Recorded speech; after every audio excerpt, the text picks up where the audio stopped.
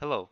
In this video, I will show you how you can frame videos into device frames. First, go to preview.app where you can load this 3D editor. The link will be provided in the description. Go to Device tab where we have an option of adding 4 devices. More devices are coming in the future. In this case, I will add an iPhone 12 device. Wait for it to load, and I will first increase its size so that we can see what's going on the screen. Let's move the timeline down a little bit and increase it a bit more. The idea is that instead of the red placeholder, we want to replace it with a video. So click on the Upload Media button, and in this case, I've already prepared an input, which is a Twitter typing input video. Let's play it. We can see that words start appearing and an animation is placed within the screen. In some of the cases, this might be enough and that's all that you want, in which case you can simply click on the download button in the right corner and export it in the format that you require.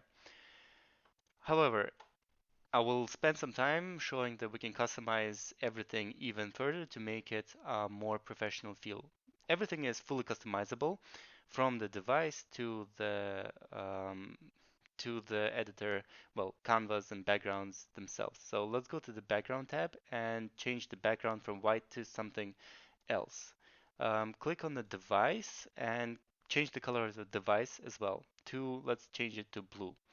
We can see that it already looks much more professional. And let's go to the timeline and zoom out a little bit so that we can see what's going on our timeline.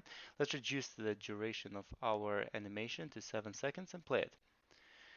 Okay, this looks great. And lastly, I will just demonstrate that it's fully customizable and we can rotate the device in 3D space. For example, if we want to get a different angle of the phone playing the animation, it is possible.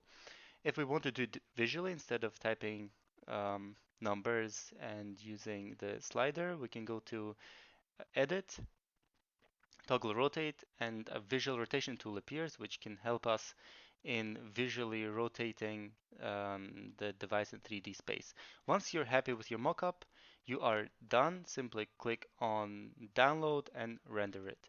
The outcome animation is useful for presenting your mockups in video format, and it's perfect for presentations, landing pages, social media, your social media shots on Dribble, etc. Hopefully this was very useful to you and you learned how to frame or add videos into devices such as iPhones.